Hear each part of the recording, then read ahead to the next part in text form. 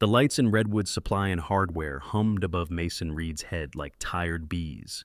He squinted up at them once, then back down to the stack of 2x6s in front of him. The board smelled faintly of sap and rain. His hands were already dusty with sawdust from the sample cuts he had made at the back of the store. June tugged at the hem of his flannel shirt. "Dad, if we put the ladder on this side, then the window can go on that side, and then the stars will be right there when I wake up." She pointed vaguely upward toward the metal rafters and the gray afternoon sky beyond them. "Slow down." Mason slid one board out and checked the grain.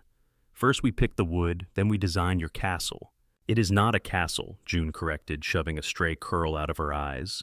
"It is a sky fort, with 2 beds. He glanced at her. "2 beds, huh? Just in case." She shrugged casual, in the way only an 8-year-old can be. "In case I ever get a sister. Or in case you snore too loud." "I do not snore." "You do." She grinned, winning, and he let the argument drop. Cool air drifted from a vent overhead, carrying the sharp tang of metal oil and the faint sweetness of the lumber aisle. Somewhere to their left, a cart squeaked every few seconds. A radio near the front hummed along with some old country song. Mason braced one end of the board on his boot and pulled the tape measure from his belt. As he stretched the metal strip out, his sleeve slid up just enough for the ink on his wrist to catch the light. A bird wings flung wide, head pointed into a storm it could not yet see. One feather along the left wing was bent deliberately imperfect. Lines of black and deep blue disappeared under the cuff of his shirt. He pulled the sleeve down out of habit. June did not miss much. He was not ready for questions about that yet. 8 feet, he murmured, marking the board with a carpenter's pencil. "That gets us the main platform." June leaned in on her tiptoes to watch him draw the line. She hummed tunelessly, a little rise and fall sound that used to come from someone else's mouth in a hospital room. He pushed that memory away. "Hey, Dad." "Yeah, someone is staring at us." He looked up. At the edge of the lumber aisle, a girl stood near a display of paint sample cards. She was just a bit taller than June, maybe 9. Dark curls escaped from a velvet headband and brushed her cheeks. Her dress was navy, with a white collar, the kind of outfit that screams stiff school photos and classrooms with chandeliers. Her shoes were too shiny for a hardware store. So was the pearl bracelet on her wrist. She watched them with a focus that felt out of place under the buzzing fluorescent lights. Mason caught her gaze and managed a polite nod. Kids stared sometimes. He went back to the board, flipped it, checked for warping. June did not believe in ignoring people. She gave the girl a full wave. "Hi, I'm June. We're building a little sky fort. Do you like forts?" The girl stepped closer, shoes quiet on the concrete floor. Up close, Mason could see how carefully she held herself. Shoulders back, chin level, hands folded for a moment before one slipped to her side, like someone had given her a script for how to stand in public. "Hello," she said. Her voice carried the crisp edges of practiced diction. "My name is Wren." Like the bird, June bounced once, delighted. Wren's mouth twitched, like she was not sure if she was allowed to be amused. "Yes, like the bird." Mason gave her a small, reassuring smile and got to his feet, dusting his hands on his jeans. "I am Mason," he offered. "This is my troublemaker, as you can see." June elbowed him. "This is my dad. He builds things, mostly boring tables, but now he is building something epic." She spread her hands to indicate the entire aisle. "Do you have a tree house?" Wren shook her head, and the velvet band shifted slightly. "We have a yard," she said, "but the trees are still very young. My mother says they are not ready to hold anything important." The way she said important made Mason pause. Her gaze drifted toward his arm, to the place where his sleeve had ridden up again. The edge of the Thunderbird tattoo showed in the gap between cuff and glove-roughened skin. Wren went very still. The noise of the store seemed to pull back. Somewhere a forklift beeped. Someone laughed. The radio crackled. She took one more step forward. Her eyes were fixed on his wrist. "Sir," she said, voice smaller now. Mason's fingers tightened around the tape measure. "Yeah, my mother has a tattoo like that." The metal case slipped from his hand. The tape measure hit the concrete with a sharp clack, then skittered, slapping against his boot. June gasped. Mason barely heard her. Wren lifted a hand and pointed, careful, as if she was afraid of being rude, and too curious not to look. "The bird," she said. "A thunderbird, with one feather broken, but it still flies." The air in Mason's lungs turned thick. He pushed his sleeve up, not caring anymore, and looked at the ink as if it might have changed. There it was. The bird he had drawn on a napkin at 24. The bird Aurora had corrected with her own pen, laughing, saying, "Give it a flaw." perfect things are boring. The bird they had gone to a tiny shop in the city to put on their skin for good. No one else had that design. No one else was supposed to. He swallowed. Your mom has this exact tattoo. Ren nodded. On her back, on the left shoulder. I saw it when she was getting ready for an event. She told me it was from before, from a time that does not exist anymore. Her phrasing sounded borrowed from an adult's mouth. June looked between them, confused. Dad, the hairs on the back of his neck rose before he heard the heels. Sharp, clean clicks on the concrete floor, echoing off metal shelves, coming down their aisle. Ren's chin lifted at the sound. She glanced toward the front, then back at Mason like she knew she had said something she was not supposed to say. Ren, a woman's voice clipped and controlled carried from the end of the row. Mason did not need her to step into view to know the outline of that voice. Years dropped away in a rush, and for a heartbeat, he was 24 again, standing in a cramped studio that smelled of oil paint and coffee, listening to that same voice swear at a crooked canvas. But then she turned the corner into the lumber aisle. Aurora Hart looked nothing like the girl who had once painted his face in the half-dark for practice. That girl had worn paint-splattered jeans and mismatched socks. This woman wore a charcoal blazer that probably cost what he made in a month, slim black pants boots with real leather soles that hit the floor like punctuation. Her hair was shorter now, cut to her jaw, straight and precise. Her makeup was subtle, expensive, the kind that made people say she looked fresh instead of tired. Her eyes were the same. Gray like storm clouds over the ridge outside town. The same eyes that used to crease at the corners when she laughed in bed. The same eyes that had gone flat unreadable the night she told him she had to go to New York alone. Now they widened when they landed on his face, then dropped as if pulled to his wrist. To the Thunderbird. Color drained from her cheeks. Mason felt June press closer to his side, small fingers wrapping around his own. He could not seem to move his hand to squeeze back. Aurora swallowed. Her gaze flitted to Ren, then to June, then back to Mason, calculating something he could not see. Mom, Ren said very softly, he has the bird, the one from your story. Mason's heart stumbled. Story. Aurora's jaw tightened. For a second the mask cracked. Fear flickered through. Not fear of him. Fear of what his presence meant. She stepped forward, touch on Ren's shoulder light, but urgent. We need to go, she said. The Polish in her tone thinned at the edges. Now, Ren. Ren did not move. Is he the one? Aurora's fingers pressed a fraction harder. Ren. Mason finally found his voice. Aurora. Her name felt like sandpaper in his throat. She flinched just enough that he saw it. For a beat they stood in the harsh light of the hardware aisle, surrounded by stacks of lumber and boxes of nails. All the small, ordinary things people used to build lives while something enormous hung unspoken between them. Then Aurora's expression smoothed over. She gave him a small, formal nod that would have looked appropriate in a boardroom. Excuse us, she said.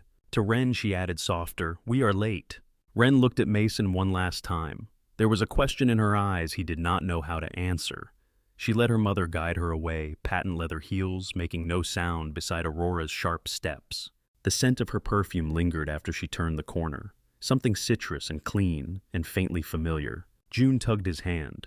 Dad, who was that? Mason stared at the empty end of the aisle. His wrist burned under his skin, in the story Ren had said. He did not answer June. The words lodged behind the weight in his chest. The humming lights overhead seemed louder than before. For the first time in a long time, surrounded by boards and brackets and screws, Mason Reed felt like there was nothing in this store that could help him fix what had just cracked open inside his life. Tóm tắt tiếng Việt Phan 1.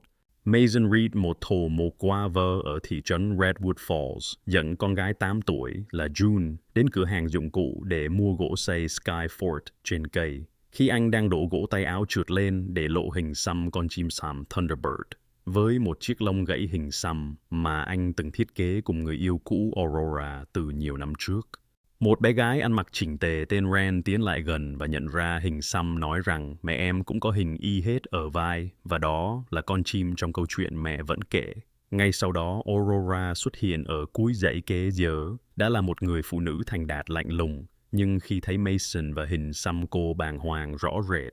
Ren hỏi thẳng mẹ, liệu Mason có phải người đàn ông trong câu chuyện không, khiến không khí càng căng thẳng.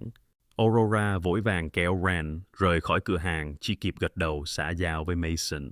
June tò mò hỏi, bố người phụ nữ đó là ai? Nhưng Mason không trả lời được. Anh đừng chết lặng giữa lối, đi cảm giác như cả cuộc đời mình vừa xuất hiện một vết nứt lớn mà anh không biết phải xử lý thế nào. The automatic doors sighed shut behind them as Mason and June stepped out into the parking lot. The air over Redwood Falls was heavy low clouds pressed together like a bruise. A faint smear of pine smoke hung above the rooftops from someone burning brush up in the hills. Mason blinked against the sudden gray light. Dad, June tilted her head. You forgot the screws. He looked down. His hands were empty. The cart beside him held only boards. The tape measure was clipped to his belt again. He had no memory of picking it up. Right. His voice came out hoarse. Guess we will have to survive without screws for one afternoon. June squinted at him suspicious. You always say the hardware is the most important part. Today the woodwinds, he said. She watched him for another second, then hopped up to grab the side of the cart and ride it over the speed bump, laughter bouncing off concrete. The wheels rattled hard. He let her noise fill the space his thoughts were trying to claim. In the truck she talked almost all the way home, words piling over each other. Did you see her shoes? They were so shiny, and her hair was like in those movies where everyone has perfect hair for no reason.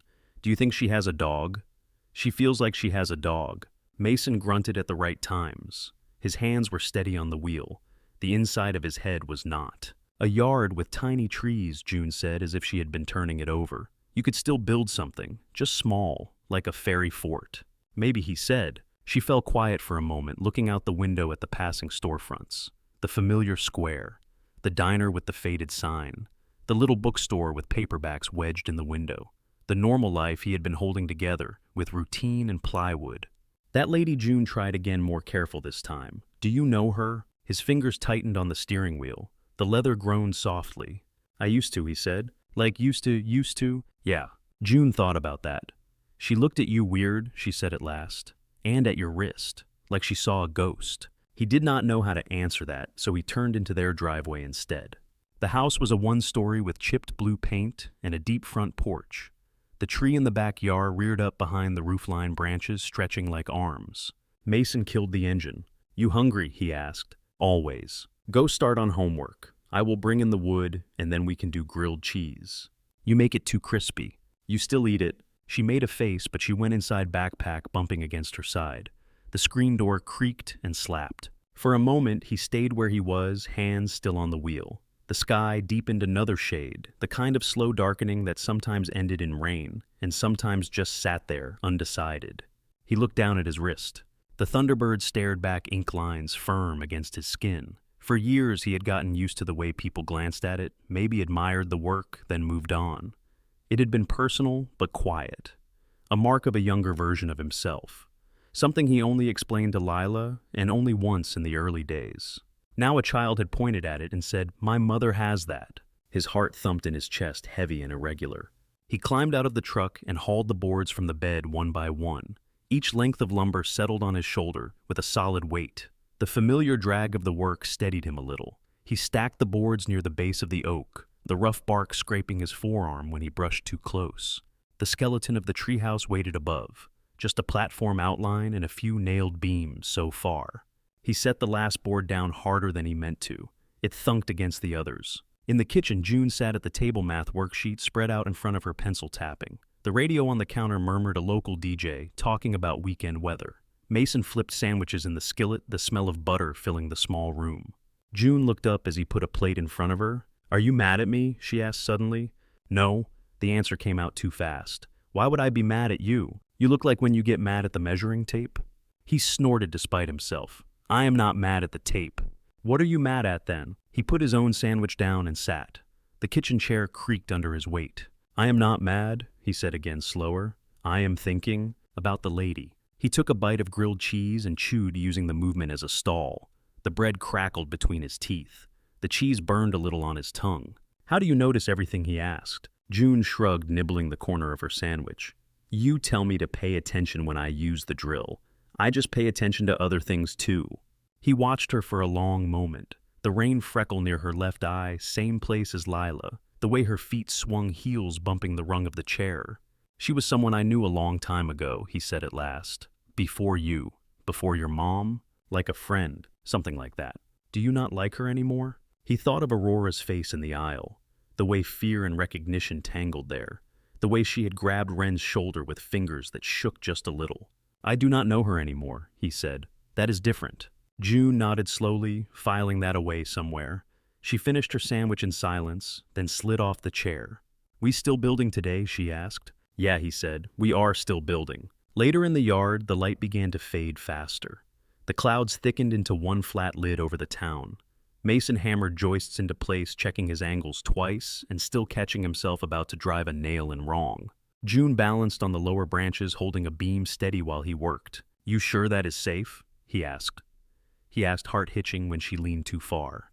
"I have monkey toes," she said. "Grandpa said so." "Grandpa said a lot of things. That you were a disaster with a saw when you were a kid." Mason huffed. He was generous. She giggled. He squinted at his measurements. The numbers did not march in their usual clean lines in his head. They skittered overlaid with other numbers he had not let himself calculate. 9. 9 years. How long had it been since Aurora stepped onto that bus with a canvas bag and a ticket to New York City and said she would call, that they would figure it out? How long since she stopped picking up her phone? Since he drove past her old apartment and found the mailbox empty and the windows dark? 9 years. Ren's age. The tape slipped in his hand. The line he drew wavered. "You okay up there?" June called. "Fine," he said. "Just thinking."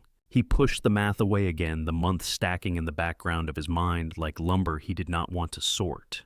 By the time they put the tools away, the light had turned a heavy blue. The first cold drops of rain touched the back of his neck as he latched the shed door.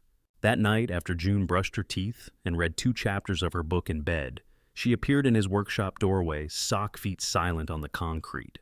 He sat on the floor beside an unfinished dresser drawer, sandpaper in his hand, the fine dust turning his fingers pale. She crossed the room without asking and sank down beside him. "You did not say good night," she said.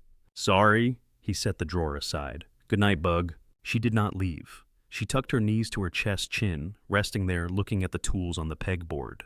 "Are you going to see her again?" she asked. He stared at a clamp, its metal jaws open. "I do not know," he said. "Do you want to?" He exhaled slowly, breath scraping his lungs on the way out.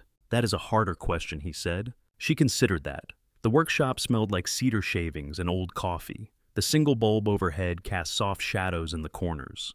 "I liked Ren," June said quietly. "She looked like she stands alone a lot." He turned to look at her. "What do you mean?" "You know, when kids are in a group, but one of them is not really in the group. Just near it." June twisted the edge of her sleeve between her fingers. "She looks like that, near the group all the time." Mason felt something shift, a small, painful click under his ribs. "You want her to come back?" he asked. June nodded. "The Skyfort has 2 beds," she said. "It would be nice if they were both used." He reached out and pulled her into his side. She leaned against him without resistance, her head fitting under his chin. Rain began to patter on the workshop roof, soft at first, then more insistent. A low growl of thunder rolled somewhere far off over the ridge. The storm moved closer, steady and patient. June's breathing slowed as she relaxed warm against his shoulder. After a while, she said muffled, "You are doing the staring thing again." "Sorry," he murmured. "You can think," she said, half asleep. "Just do not get lost." He closed his eyes for a moment, feeling the weight of her, the familiar shape of the workshop around them, the grain of wood against his palm where his hand rested on the drawer. When he opened them, the Thunderbird on his wrist caught the light. The ink seemed darker in the dim room. 9 years. A girl who had his jaw lines in Aurora's eyes. A tattoo that was supposed to belong to one story showing up in another. Outside, the rain thickened, drumming on the roof in a rhythm that made it hard not to count. Saturday mornings usually felt simple. Mason liked the routine of the Redwood Falls Farmers Market. Same stalls, same faces, same canvas tents flapping in the mild breeze that came down off the ridge. The baked bread smell mixed with cut herbs and coffee, and the whole square seemed to hum in a way that was not exhausting. He should have known today would not be simple. June walked beside him, swinging the reusable canvas bag like it was a pendulum. She had insisted on drawing a crooked Thunderbird on one side of the bag with a marker. The bird looked surprised instead of fierce, but he had let it stay. "Tomatoes first," he said, "then basil. And then the cinnamon rolls," she added. He squinted at her. "I do not remember agreeing to that." "You will," she said. They stepped into the main row of stalls. The produce vendor he liked had set out boxes of heirloom tomatoes, all mottled red and orange and green, like they had been painted. He reached for one, fingers brushing the smooth, cool skin. A flash of white shirt out of the corner of his eye made him look up. Aurora stood on the other side of the display. She held a tomato in her hand and turned it under the light, examining it with the same focused attention he remembered from her staring at unfinished canvases. Her dark hair was loose today, falling around her shoulders, less sharp than the severe cut at the hardware store. She wore jeans that fit too well to be cheap, and a white shirt with sleeves rolled to her elbows. There was a watch on her wrist that looked like an apology for its own price. She closed her eyes for a second, inhaled, and he could tell from the way her throat moved that she knew he was there before she opened them again. He watched her see him, the slight jerk in her shoulders, the way her fingers tightened around the tomato, the way she set it back very carefully in its box as if anything too abrupt might make a mess she could not clean up here. June tugged his sleeve. "Dad, those ones are weird," she whispered, pointing at the knobbly tomatoes. "In a good way. Go look at the pastries," he said, forcing his voice to stay even. "The stall with the blue tablecloth. Get what you want. Something small." Her eyes lit up. "For you too, for me too." She held out her hand. He put a $10 bill in it. "Do not let them talk you into artisanal kale muffins." "I would never," she said, already backing away. "I am not a monster." She disappeared into the crowd, swallowed by the mix of bodies and tents. Mason turned back to the table. Aurora had moved a few inches down, pretending to be interested in the sweet peppers. Her jaw was tight. "We have to stop meeting in the produce section," he said quietly. She huffed a short breath that might have been a laugh if there had been any humor in it. "You should not be here," she said. "This is my town." "I meant near me." He rested his fingers lightly on the edge of the wooden crate that held the tomatoes. "We need to talk." "There is nothing to talk about." He leaned in just enough that their voices would not carry beyond the stall. "You ran away from me in a hardware store," he said. "Your daughter told me you have the same tattoo I do, the same bird. There is 10 years of talk, Aurora." She flinched at the word daughter. It was so small he might have missed it if he had not been watching for any sign at all. "She talks too much," Aurora said. "Kids do that when they are not carrying the weight of an entire world of secrets." Her eyes flashed. "Careful." He pressed his thumb into the rough grain of the crate, grounding himself. "How old is she?" he asked, even though he already knew. Aurora stared at a point over his shoulder. "You do not get to ask that." He did the math again anyway, each number landing like a hammer blow. "She looks like me," he said. "You know she does." "She looks like herself," Aurora snapped. "And me," he said, not backing off. "She has your eyes and my jaw. She stands like me when she is thinking. She bites her lip like I do. You expect me to pretend I do not see that." "There are lots of people in the world," Aurora said. Her voice was flat now. "Some of them share features. That does not mean anything." "Your daughter described my tattoo," he said. "She knew the feather was broken. That detail was yours, not mine. You told her that. Why would you tell her that if there was nothing here?" Aurora's hand slid off the crate. She folded her arms, visible armor. "Walk away, Mason," she said. "Please." "No. Do not do this here." "Where then?" "At the bottom of the ocean, preferably." He did not smile. "You owe me the truth," he said. "You owe her the truth." Her mouth twisted. "You think you want it," she said. "You think it is simple. It is not." "Is she mine?" he asked, and the words came out raw. "Is Wren my child?" For a second, all the noise of the market thinned. A bee droned near the flowers at the next stall. A kid laughed near the kettle corn stand. Aurora's gaze dropped to the tomatoes. "No," she said finally. The words sat between them, small and brittle. He stared at her. "You are lying," he said. Her eyes snapped back to his. "You do not get to accuse me in public." "What difference does the location make?" "It makes all the difference." Her voice was very quiet now. "You have your life, Mason. Your house, your shop, your daughter. I have mine. We are strangers who buy groceries in the same place. That is all. That is not all." He took a breath. "You disappeared. I thought you were dead for a little while. Then I thought you were just done with me. I made a life out of that. I married. I buried my I am raising a little girl who still cries some nights because her mom is not here to hear about her day. And then I walked down an aisle to buy screws and find out that maybe you gave me another daughter and never told me." "Keep your voice down," she hissed. A woman buying kale glanced over. Mason clamped his jaw shut. Aurora set her shoulders. "You do not know what you are asking to dig up," she said. "You do not know what comes with it." "Then explain it," he said. "No," she said. The word trembled. "I will not do this with you. Not like this." She turned the motion abrupt. He moved to block her path without thinking.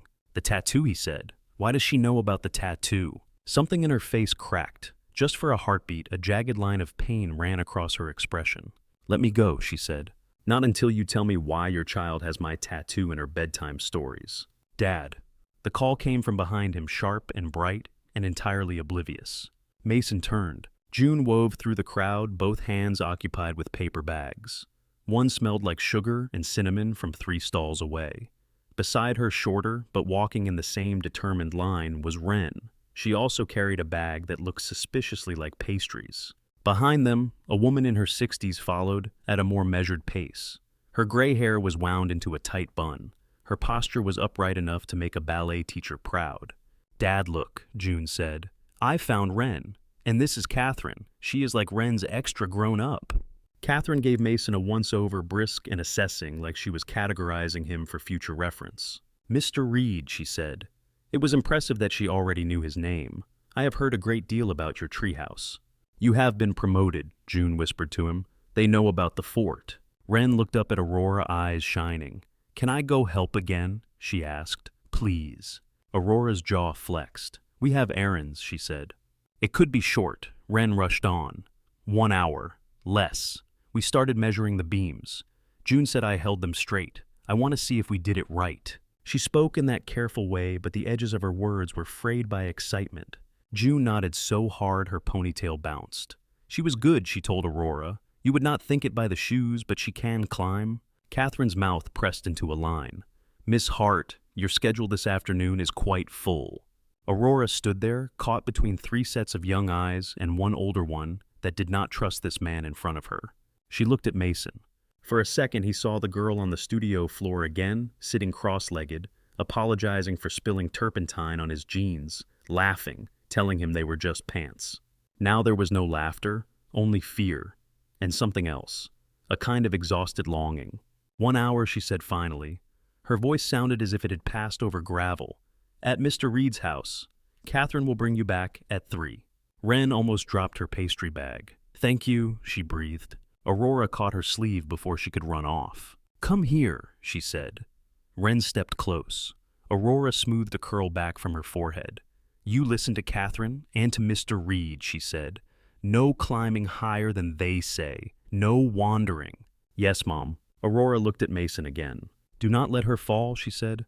I do not intend to let anyone fall, he replied. She reached into her bag and took out a small cream-colored card. She hesitated, then held it out to him. On the front in simple black letters it said, Aurora Hart, Hart Foundation. She flipped it and wrote an address from across town, then a time. Tonight, she said, 8 alone. He took the card. Their fingers did not quite touch. Catherine cleared her throat softly. I will bring Miss Wren to your address, Mr. Reed, she said. I would like it written down if you do not mind. He told her the street and number. She repeated it back without needing to write it, the kind of woman who filed details away and kept them sharp. Then June grabbed Wren's hand and tugged. Come on, she said. We have to show you the oak.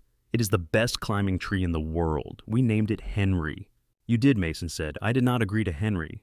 It is a good name for a tree, Wren said gravely. See, June crowed. Mason walked behind them, the canvas bag of vegetables over his shoulder, Aurora's business card between his fingers.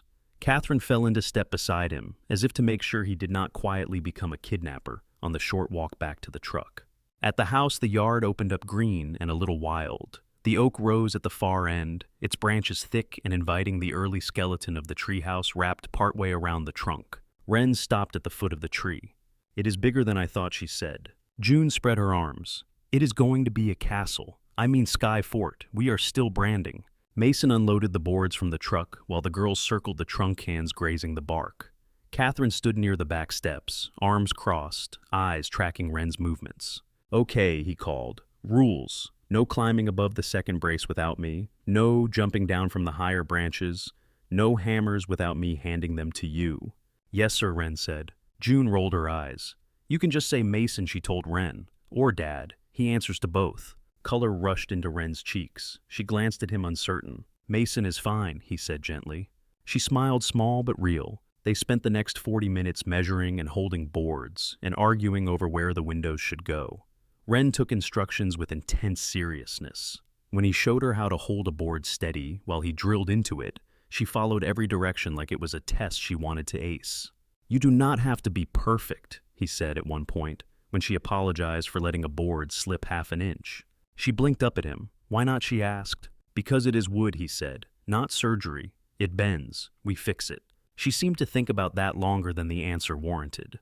June drew an outline of the fort in the dirt with a stick. 2 rectangles for beds, a circle for a hatch. Wren knelt beside her, pressing a finger into the lines.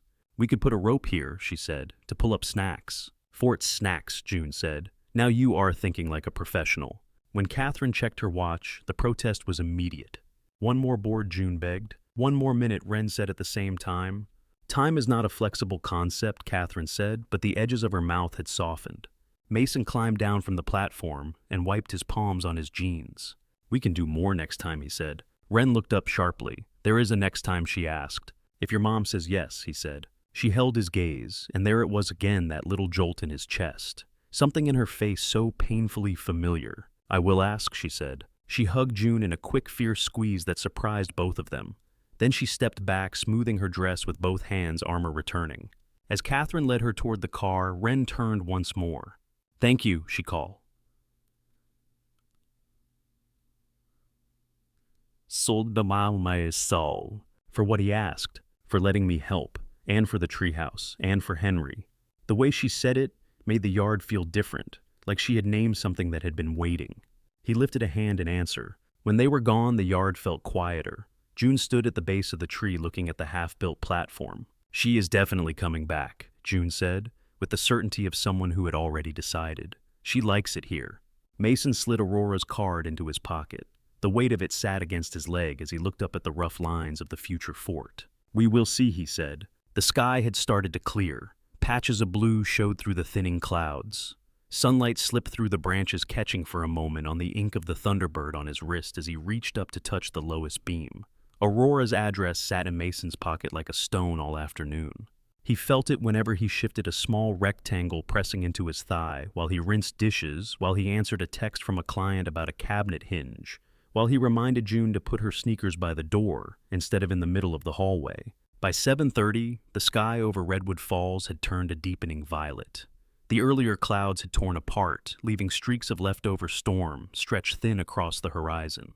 "Are you going out?" Janine asked, barefoot on the couch, a book splayed open on her knees. "I have to talk to someone about a job," Mason said. It was not exactly a lie. "Cora from next door said she would come sit with you. She will bring popcorn. Try to survive." June tilted her head, evaluating. "Do I have to go to bed on time?" "Yes." "Will you be back before I fall asleep?" He hesitated. Her face shifted, catching it. "I will try," he said. She seemed to accept that. Tell Cora to knock the secret way, she said, not the cop way. What is the cop way? She pounded her fist twice against the arm of the couch. "Like that. It makes my stomach fall out." He filed that away and rapped lightly on the wall in response. "Like this?" he asked. She nodded. "That is better." Cora arrived just after that with a bag of microwave popcorn and a stack of old DVDs. Mason thanked her, kissed the top of June's head, and stepped out into the cooling evening. Aurora's street lay across town in a part he usually only drove through to get to the highway. The houses there sat back from the road, tucked behind stone walls and tall hedges. The numbers on the mailboxes grew more polished as he went. He turned into a long gravel drive flanked by low lights that glowed like lanterns along a path. Branches arched over the lane, filtering what was left of the daylight. The air smelled different here, less of dust and asphalt, more of wet earth and cut grass. The house that rose at the end of the drive did not look like anything else in Redwood Falls. It was mostly glass and dark wood flat roofs, layered in clean lines big enough to look like it had been dropped in from a magazine spread on West Coast architecture. Light spilled out through the tall windows in soft, warm rectangles. He parked where the gravel widened and got out. His boots crunched. Somewhere on the side of the house, water trickled, maybe a landscaped fountain or pond. Crickets pulsed in the bushes. For a second, standing there with his truck behind him and the house in front of him, he considered getting back in and driving away. Then the front door opened. Aurora stood in the doorway, barefoot, wearing jeans and a soft-looking gray sweater pushed up to her elbows. Her hair was loose. A pair of reading glasses hung from a chain against her chest. For the first time since he had seen her again, she looked less like a public version of herself, and more like the person he used to know, the one who fell asleep on his couch with charcoal on her cheek. Mason, she said. He walked up the last few steps. You have a doorbell, he said. It was the first thing his mouth offered. You would have heard it, she replied. I was standing right here. She moved aside. He stepped onto cool stone and into air that smelled faintly of citrus and paper and something floral he could not name. The entryway was tall and mostly empty, the ceiling stretching up for 2 stories. A long modern light fixture hung down like a line of tiny moons. To the right, glass looked out over a patio where a low fire pit glowed. To the left, a hallway disappeared into the house. Art hung on the walls. Not the wild, half-finished canvases he remembered from her old studio, but framed pieces curated, balanced. Some he recognized as her work finished and controlled. Others carried names he only dimly knew, the kind that got mentioned in the art section of big newspapers. He wiped his palms on his jeans. So he said, "This way," she said. She led him down the hall, their footsteps muffled by thick woven runners. On one side he glimpsed a living room, with a wide couch facing a low, sleek fireplace. On the other, a dining room with a table long enough to seat 12 empty now chairs tucked in at exact angles. They reached a room lined on 3 walls with books. One wall was almost entirely windows, looking out over the dark shape of the back garden. A desk sat under the window papers stacked in neat piles, a laptop open and asleep. A leather couch and 2 matching chairs sat around a low table where a glass decanter caught the light. Aurora walked to the decanter, uncapped it, and poured amber liquid into 2 short glasses. I did not ask if you wanted one, she said. You look like you might. Mason stepped closer. The shelves smelled faintly of dust and binding glue layered over the cleaner scent of furniture polish. Whiskey in a room like this, he said, taking the glass she offered. You went full cliché. Certain clichés exist for a reason. They both stood for a moment, glasses in hand, neither drinking. Finally, he took a small sip. The whiskey burned down his throat, then settled into warmth. This is not from the grocery store shelf, he said. That is the Foundation's fault, she said. People send things as thank yous. Bottles, tickets, fruit baskets, whatever, says, please keep funding us. He did not answer that. She set her glass down without tasting it and wrapped her arms around herself, fingers tucking into the sleeves of her sweater. Ren is asleep, she said. Top floor, 3rd door on the right. She uses the stars on the ceiling to measure if it is really bedtime. You do not have to worry about her hearing. He felt that note of reassurance land somewhere under his ribs. I have not heard you say her name yet, he said. Aurora's mouth pulled tight. We are not going to dance around this, are we? She said. Probably not, he replied. She drew in a long breath, held it, let it out. Her name is Ren Hart, she said, like reciting a biography she had memorized. She is 9. She was born March 14th at Presbyterian Hospital on the Upper East Side. She likes math and music, hates peas, sleeps with the same stuffed fox she has had since she was 3. She can read at a 10th grade level. She is afraid of deep water. Mason listened, each detail clicking into place. The hospital name stuck in his mind like a thumbtack. And her father, he said. Aurora closed her eyes. He waited. When she opened them, they were wet at the edges. I have to go back, she said quietly. I cannot start from the middle. It will sound like an excuse. It probably is an excuse, but you are not going to understand any of this if I just say yes or no and leave it there. He nodded once. She walked around the couch and lowered herself onto it as if her knees were suddenly unreliable. He sat in the chair across from her. The table between them looked too delicate to hold what she was about to set down.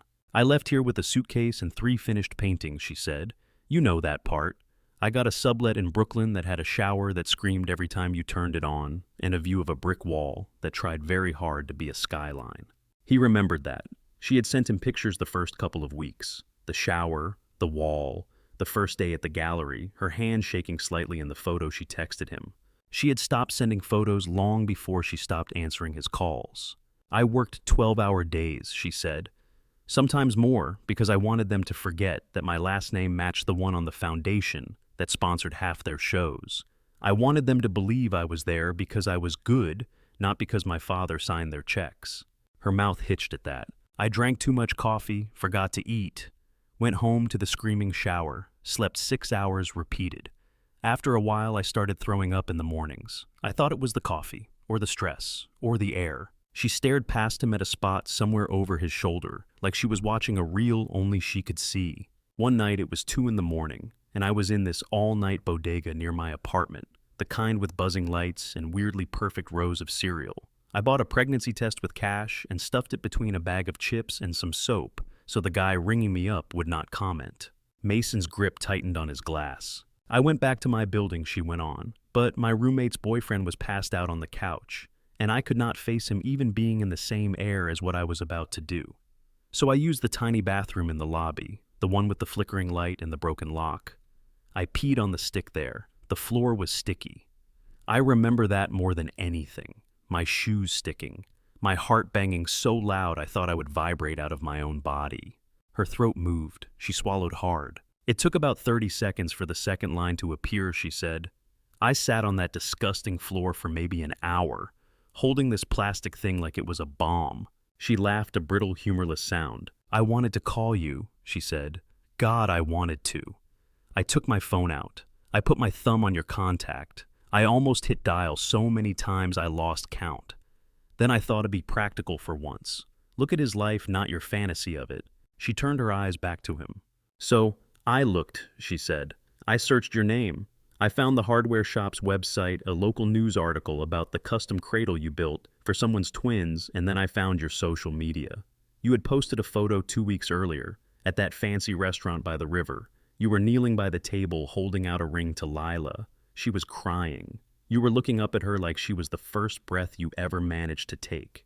He remembered that night in a rush, the hum of the river, the clatter of plates, the way Lila's hand had covered her mouth before she said yes. Aurora's absence had been a shadow at the edge of that evening. He had thought of her briefly as he walked home with Lila, then pushed the thought down. You looked happy, Aurora said simply. Not the way you looked with me. With me, you were always half-tuned to the next disaster. With her in that picture, you looked settled. I could see your dad in the background of another photo raising a glass. It hit me that there was a whole universe here that did not include me anymore. A good one. She lifted her hands, then let them drop. I sat there on that gross tile and thought, if I call him now, what am I asking him to do? Leave her. Call off everything. Split himself between two lives. Hate me for it. And maybe he would try. Maybe you would have. You always wanted to do the right thing. But the right thing for who? He opened his mouth, then closed it again. The taste of whiskey lingered with something bitter and metallic under it. I told myself Aurora said that letting you go was the kindest thing I could do. That you deserved to have a simple happiness, and I would just burn it down if I walked back into it with a baby on my hip. Her shoulders hunched. Her fingers gripped the hem of her sweater, as if to keep herself anchored. I am not asking you to agree, she said. I am telling you the story you were not there for. He studied her face. There were lines at the corners of her eyes that had not been there before. One near her mouth that deepened when she pressed her lips together. So, you decided alone, he said. His voice came out low. For both of us. Yes, she said, I did. And for her. Aurora's voice dropped even further. She was an idea then, she said. A blur on a strip of paper. I thought I could carry the fallout. I thought I was the one choosing. Silence settled between them for a moment, heavier than any piece of furniture in the room. What about your father? Mason asked. Hart Sr. Did you tell him? He found out when I was about 6 months along, she said. He called it inconvenient. Then he called his lawyer. Not in that order. Her jaw tightened. There were trusts to consider. Board optics. My image. He said we could handle it quietly. As long as you stayed out of the picture, it was salvageable. Mason felt anger flare hot and clean. Salvageable, he repeated. In his vocabulary, she said, not mine. You listen to him, Mason said. I listened to the part of me that was still a terrified 25-year-old who had never done anything without a safety net, she said. I listened to the part that believed I wrecked everything I touched. Her gaze slid away. I changed my number, she said. I left my old email. I moved. I went to appointments alone. I watched my body change and pretended it was just me and her and a very small circle of people behind closed doors. You could have written, he said, a letter, anything. And said what? She asked softly. Hey, Mason, hope the marriage is great, by the way. I am having your kid. Do not worry. I will not ask for anything. Just thought you should know so you can lie awake in 2 different houses instead of 1. Yes, he said, exactly that. She laughed again, a raw sound. You think suffering is always more noble if you share it, she said. I think I had a right to know, he said. Her eyes met his. There was no argument left there, only exhaustion. You did, she said. You still do. I am not going to pretend you did not. I made a choice I cannot undo. He set his glass down on the table so carefully it did not clink. Did Lila know he asked the question slipping out before he could stop it? At all? Aurora shook her head. No, I disappeared from you before she could even hate me in person. She got the cleaner version of me, the ghost. He nodded once slowly. The mention of Lila's name made something twist inside his chest. Grief layered itself over everything else. My father died when Ren was 6 months old, Aurora said. Heart attack in his sleep. He left me his chair on the foundation and a maze of obligations. Suddenly it was not just a baby and a career. It was a baby and a career and an entire machine I had to keep running while everyone watched to see if I tripped. She looked down at her hands. I told myself again that I had done the right thing, she said. That you had a wife who loved you and a community that held you up. That if I walked back into that with my chaos, I would rip open everything you had managed to build after I left. He let that sink in. The years with Lila, the way she had steadied him after Aurora, the way they had built their little life with the house and the shop, and then June. All of it untainted by this other story because he had never been given the option to know it existed. You took the choice away from me, he said quietly. Yes, she replied. I did. The admission hung there.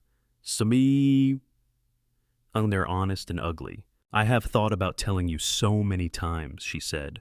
After I saw the obituary for your dad. After I saw the fundraiser link when Lila got sick. After she died. I would sit at this very table and write your name on a piece of paper and then throw it away. Every time it felt like I would be dropping a grenade into a house already on fire. She shook her head. That is melodramatic, she said, but that is how it felt. Mason sat back slightly. The leather chair creaked. Why now? He asked. If you have been stopping yourself for 9 years, why let any of this slip into the open? Why let your daughter talk about a tattoo that no one else is supposed to have? Aurora's eyes filled out right now. Because I did not let it, she said. She did. She found pictures once, old ones, of us. She saw the tattoo. She would not let it go. I did not tell her your name. I told her there was someone out there with a matching bird who loved building things. She built the rest in her head. I thought I could keep it vague. I underestimated her. Her voice broke on the last word. She cleared her throat, but the crack stayed. Then she walked into a hardware store and found you, she said. Found the bird. Found the story standing in the lumber aisle with a kid who looks nothing like her, but holds your hand the way she imagines she would hold it. Mason felt the image land. Ren looking at his wrist. June standing beside him. The Thunderbird in the fluorescent light. He did not realize he was gripping his own wrist until his fingers cramped. Aurora watched that, then glanced away. I know you have questions that go past this, she said. About her. About what kind of life she has had. About what I have done with her. And for her. And to her. I will answer them. You deserve that much. She deserves that much. Her lips pressed together. I also know that nothing I say makes what I did. Okay, she added. I am not going to ask you to understand. I am just going to sit here and tell you the truth finally, until there is nothing left that belongs only to me. Aurora rubbed her palms against her knees once, like she was drying them, then let them rest there. She came early, she said. 3 weeks before the due date. There was a storm that night. Thunder so loud it rattled the windows in the apartment.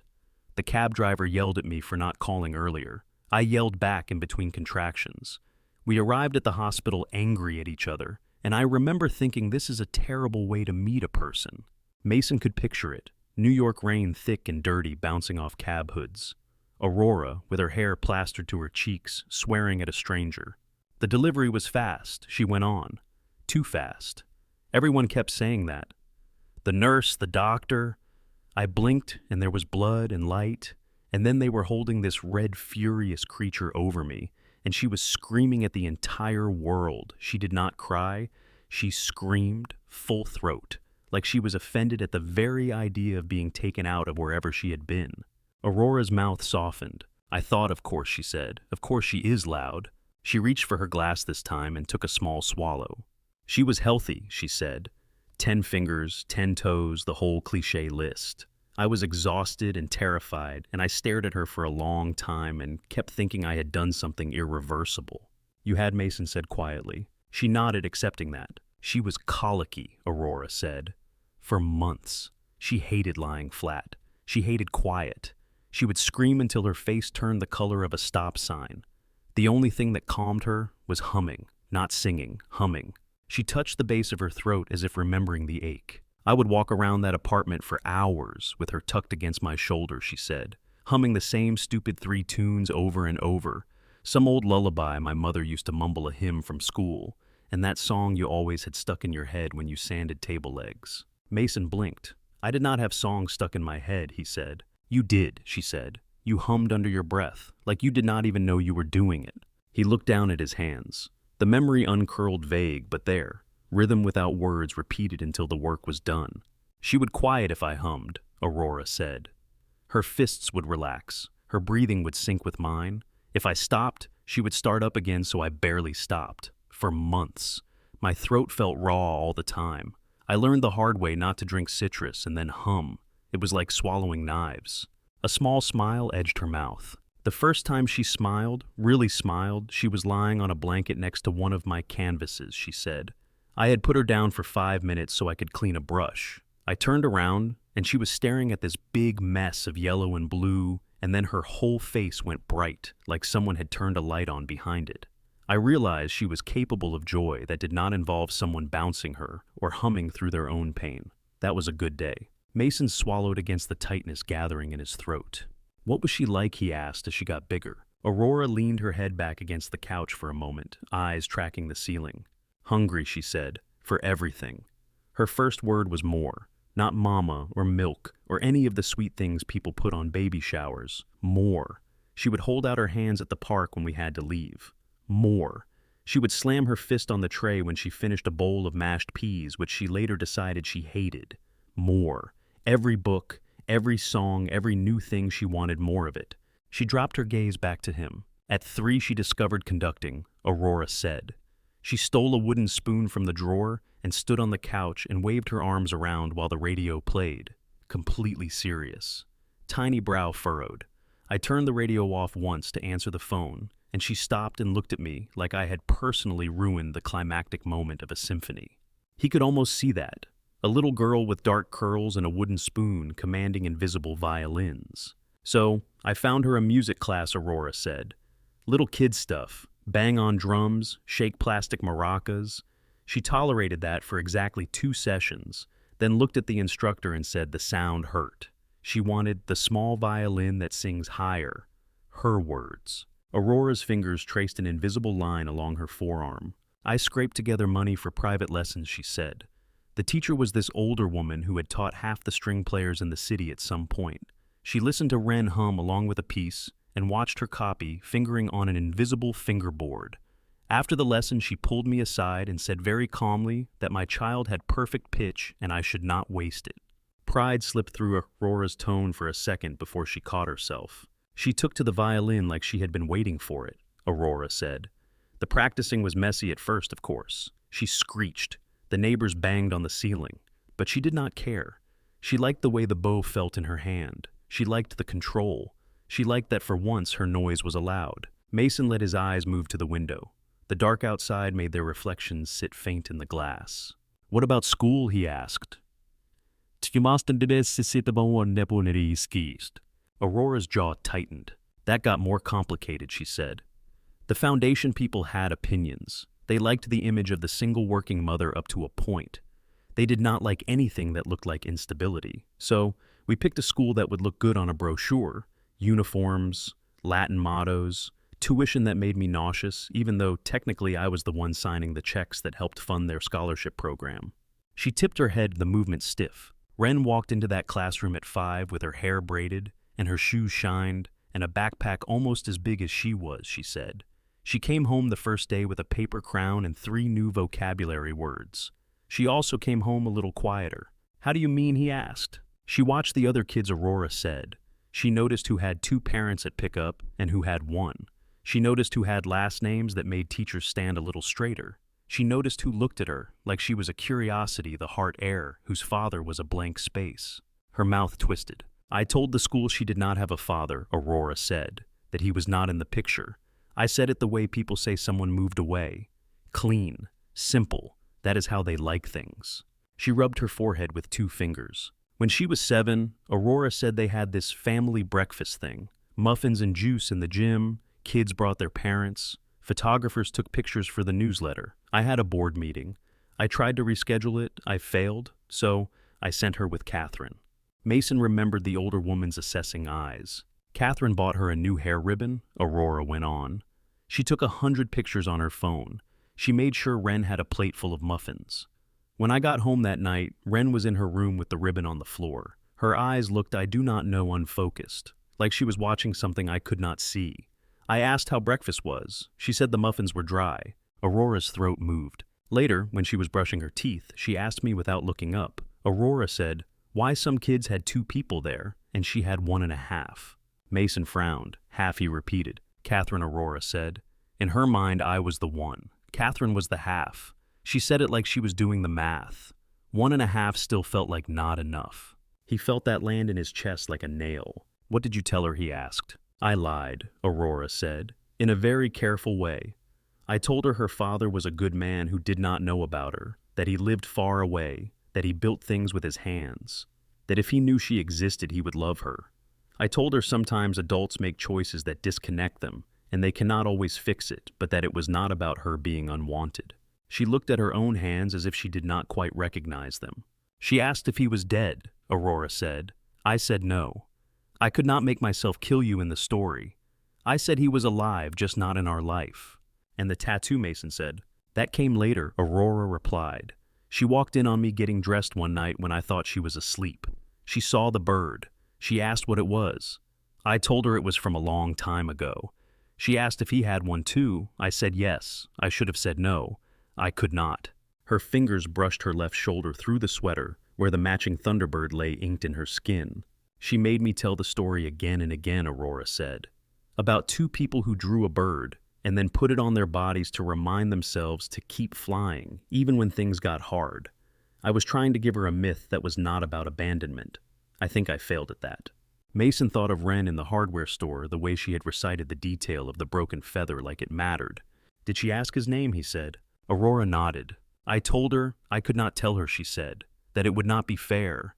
I said she could know there was someone with hands like yours out there, building things, carrying a bird on his skin, and that was all. She decided he lived in the mountains and built cabins for people who got lost in snowstorms. A small line appeared between Aurora's brows. She would draw him sometimes, she said, this faceless man in a flannel shirt with a tool belt and a bird on his wrist. I would find those scraps in her room. Catherine would find them in her lunchbox. Once her teacher sent a note home saying perhaps we could talk about why she was so fixated on men with hammers. Despite everything, Mason almost laughed. It came out as a breath through his nose, sharp and broken. Aurora watched, that the corner of her mouth twitching. They do Father Days at that school, she said. Different name, same idea. Wren always invites Catherine. She insists they call it Important Adult Day instead. The administration adores her. They think it is very progressive. They have no idea that every year Wren comes home with a craft that has only one handprint on it. She is very careful not to cry where anyone can see. The room felt smaller, the lights a little too bright. What about the nightmares, he asked. He did not know why he knew to ask that, but he did. Aurora's shoulders slumped. She has them, she said. Not every night. Enough. She dreams about losing things. People, places. Once she told me she dreamed she was on a train and it kept pulling away from a platform while I stayed there waving. She woke up shaking. She was 5. Mason closed his eyes briefly. When she wakes up, she calls for me, Aurora said. Sometimes for Catherine. Once when she was half asleep, she said, Dad. Just that. Like the word slipped out from somewhere she did not know she had. I held her and pretended I did not hear it. Then I went to the bathroom and threw up. The clock on the desk ticked softly. Outside, a branch brushed against the window with a faint scrape. How is she with other kids, he asked. Complicated, Aurora said. She is polite. Adults love her. Teachers write things like, a pleasure to have in class, and remarkably insightful for her age. Children her age either cling to her or keep their distance. Money does that. Her last name does that. Kids are not blind. They hear their parents talk about the Heart Foundation and draw conclusions. She exhaled. She has friends, Aurora said. I do not want you to think she is some Victorian orphan in a tower. She goes to birthday parties and rolls her eyes at cartoons and hides candy under her pillow. But there is a line around her, a boundary. She lets very few people cross it. Mason thought of the way she had taken June's hand in the yard and run toward the oak tree. No hesitation, no calculation. She crossed it with June, he said. Aurora nodded slowly. Yes, she said. She came home that day and did not stop talking for an hour. About the tree, about the boards, about the way your yard felt. She said June did not care what shoes she wore. She said your house smelled like real wood and grilled cheese and that she liked it. Silence settled again. This time it felt different, less like a wall, more like a field after harvest open raw. Mason leaned forward, forearms on his knees. His glass sat untouched on the table between them. I missed all of that, he said. He did not raise his voice. He did not need to. Her first night screaming, her first smile at a painting, her first more, her first day of school, the first nightmare, the first time she picked up a violin and did not want to put it down. I was here measuring kitchen cabinets and painting a nursery for June, and thinking my life had taken all the turns it was going to take. Aurora watched him. There was no defense in her eyes now. I am sorry, she said. The words were plain, no ornaments. I know, he said. He sat back, letting his head tip against the chair for a second, looking up at the ceiling. The light fixture above them was simple, a circle of warm illumination.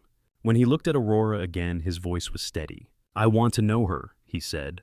Not as a story, not as some ghost with my jawline walking around your house while I pretend my responsibility ends at my property line. I want to know who she is when she is being annoying and brilliant and tired and stubborn. I want to hear her talk about whatever book she is reading this week. I want to hear her play. Aurora closed her eyes. Baby chores. When she opened them, tears had slipped free and left tracks down her cheeks. I was afraid you would say that, she said. He almost smiled. You knew I would. Yes, she admitted. He leaned forward again. You kept her from me, he said. You cannot keep me from her now. I am not asking to yank her out of her life. I am asking to be in it. Somehow. We can figure out the shape later, but I am not standing in a hardware store aisle watching her walk away again without fighting. Aurora pressed her lips together so tightly the color left them. Her hands clasped and unclasped in her lap. She will not understand at first, she said. She has built this idea of you, this half fairy tale. If we tell her the truth, she will have to rearrange the whole map in her head. Kids rearrange, Mason said. They do it all the time when grown-ups mess up. She will have questions. I will answer them. I will sit in the mess with her. Aurora studied him, searching for something, maybe the edge of his resolve. She did not find it. She asks about you more lately, she said almost to herself. Ever since the hardware store. She thinks she is being subtle. She is not. Mason let that settle into the space between them. Then it is time, he said quietly. Aurora looked toward the window. In the glass, their reflections sat side by side, dim and distorted. She will want to know why I did not tell you, she said. Why I made her grow up with a missing piece. I do not know how to answer that in a way that does not make me smaller in her eyes. You tell her what you told me, he said. And then you sit with whatever she does with it. I will sit there too. She was silent for a long time. I am so tired of holding this alone, she said finally. You are not alone, he replied. She let out a long breath that sounded like something giving way. Then we will figure it out, she said. For her, and for June. They are already halfway to each other. The clock ticked on, marking off bits of the night as they began the slow work of pulling 9 years of secrets into the open. The change did not happen all at once. It arrived in small increments like the way sawdust collected in the corners of Mason's workshop. Hardly noticeable at first, then suddenly it was everywhere. 3 afternoons after he sat in Aurora's study, Catherine's sedan rolled to a stop at the curb in front of his house. The engine ticked as it cooled. Wren pressed both hands to the window before the lock clicked. Catherine stepped out first, smoothing invisible wrinkles from her skirt. She walked around the car and opened the back door as if Wren were fragile cargo. Thank you for having her, she said. Her tone made it clear this was not entirely her idea. We have lumber that needs holding, Mason said. Seemed like a 2-kid job. Wren hopped down from the car. Her shoes were less shiny today, plain canvas sneakers instead of patent leather. She clutched a slim violin case in one hand, a backpack in the other. You brought the whole orchestra, Mason said, nodding at the case. It has to stay with me, she said. My teacher says instruments are like cats. They decide who they belong to. He swallowed a smile. We will find it a quiet corner inside.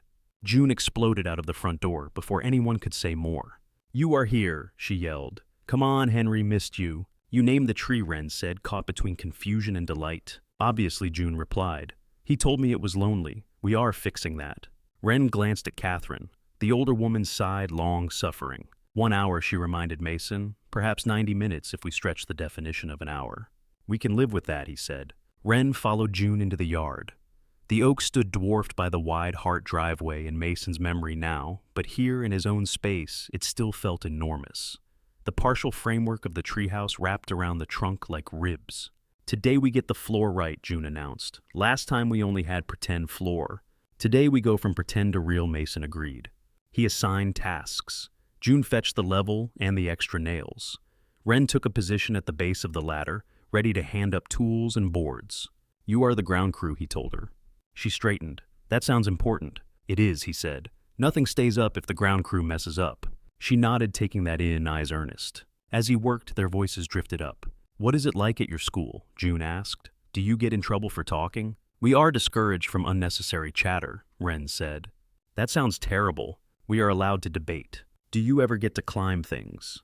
Only in gym, Wren said. Inside, with mats. That also sounds terrible, June declared. They argued amiably over paint colors and window placement. At one point, Mason glanced down and saw Wren patting the trunk of the oak. You are doing a very good job, Henry, she whispered. By the time Catherine called out the first warning, that it was almost time, there were faint streaks of sawdust on Wren's sneakers. A smear of dirt had found its way onto her knee. She noticed it while wiping her hands on a towel and frowned. I am filthy, she announced, scandalized and fascinated. That is how you know you actually did something, June said. Catherine appeared at the bottom of the yard, watching with folded arms. Miss Wren, she called, we should be leaving. Wren glanced once at the half-finished platform, then at Mason. Can we come again? She asked. If my mother says yes. If your mother says yes, he said, I can find more boards that need holding. She smiled, quick and bright, then schooled her face back into something more composed as she joined Catherine.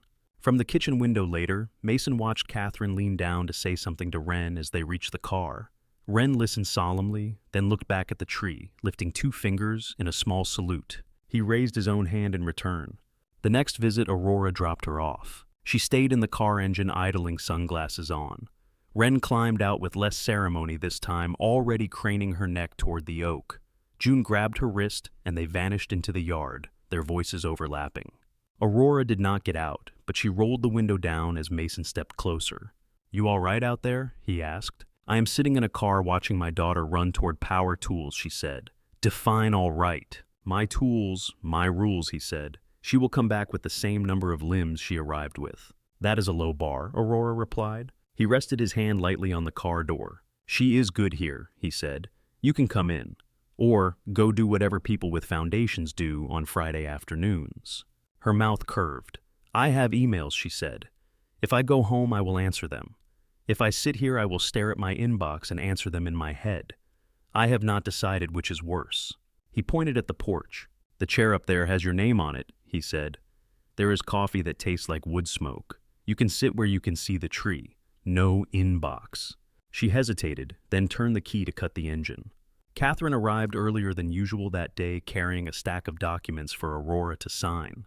Mason made coffee and pretended not to listen to the low murmur of their voices on the porch while he worked with the girls. You have dirt on your face, June informed Wren. So do you, Wren said. That means it is working. Wren paused, then deliberately wiped the back of her hand along her cheek, adding another streak. There, she said. Now it is symmetrical. When Catherine finally called time, both girls groaned in tandem. It sounded like one complaint split into 2 bodies. You can negotiate with your mother, Catherine said. Not with me. Shoes, Miss Wren. You have splinters to consider. They trailed back to the porch. Aurora watched them come, eyes moving from Wren's dusty sneakers to the smudge on her cheek to the grin she was not quite trying to hide. You have dirt everywhere, Aurora said. It is a good sign, Mason offered. It means we did actual work, June said. Aurora looked from her daughter to June, then to Mason. There was a softness there he had not seen on her face in years. Thank you, she said quietly. The third time Wren came over, she tripped. It happened fast. One moment she was climbing the lower rungs of the ladder, following June's shouted directions. The next, the sole of her sneaker slipped on a dusty rung. Her foot shot out. Her shin banged against the wood, and she slid down a short, undignified distance. Mason was close enough to catch her under the arms before she hit the ground. "You all right?" he asked. Her breath came in a sharp gulp. She looked down at her leg. A red smear was already rising where skin had scraped against the ladder. "Oh," she said. Then belatedly her eyes filled. "I am bleeding," she informed him as if he could not see it. "Yes," he said. "That is what happens when skin loses an argument with wood." He sat her on the grass and knelt beside her. "It stings," she said. "It is supposed to," he replied. "Means your body is paying attention." He went inside, grabbed the battered first aid kit from the bathroom, and came back. June hovered, hand over her mouth. "Does it hurt bad?" June asked. "It is not terrible," Ren said, voice thin. Mason cleaned the scrape with water. She flinched at the first touch, then clenched her jaw. "You can yell if you want," he said. "The neighbors will think I am terrible, but your leg will feel the same." Her mouth twitched. "I would prefer not to yell," she said. "Suit yourself." He patted the skin dry and pressed a bandage over the worst of it. Her knee looked ridiculous with a cartoon dinosaur plastered across it, but she relaxed once the raw air no longer hit it directly. "There," he said. "You survive, She frowned at the bandage. "I have never had a dinosaur on my leg before." First time for everything he said. June crouched next to her. "You are officially part of the crew now," she said. "Everyone bleeds on the fort at some point." "That seems inefficient," Ren replied, but there was a thread of pride under the words. After that, the fear in Catherine's eyes edged back a fraction. She still watched the ladder like it was a personal enemy, but she no longer stiffened every time Ren reached for the next rung. "Mr. Reed," she said one late afternoon, as the girls sprawled on the grass drawing plans for an imaginary second level, "I will be 5 minutes down the street, picking up dry cleaning. I will come right back." He caught what she was really asking. "I will keep an eye on them," he said. "You have my number." She studied his face, then nodded. "I know," she said. The first time Ren stayed for dinner, it felt almost accidental. The light lingered long. The girls lost track of time. Mason realized it was nearly 7 when June's stomach growled loud enough to startle a passing bird. "Spaghetti," he announced. "Anyone who wants to eat helps." In the kitchen, Ren stood at the counter holding a handful of basil leaves like they were something rare. "You just ripped them," he said. "With my hands," she asked. "With your hands?" She tore one leaf carefully, taking twice as long as June did to strip a whole stem. The kitchen filled with the smell of garlic, tomato, and fresh herbs. When he handed her a plate, he noticed she hesitated for half a second before taking it, like she was recalibrating to the idea of a meal that did not come from a caterer or a restaurant order. Halfway through dinner, her shoulders dropped a notch. She laughed at something June said about a teacher who always wore the same tie. It was a clear, bright sound, unself-conscious. Later, as he rinsed plates at the sink, his phone buzzed on the counter. A text from Aurora. "How is she?" He glanced toward the living room. Ren and June lay on their stomachs, heads bent together over a board game. The television played quietly in the background, muted cartoons flickering color across the walls.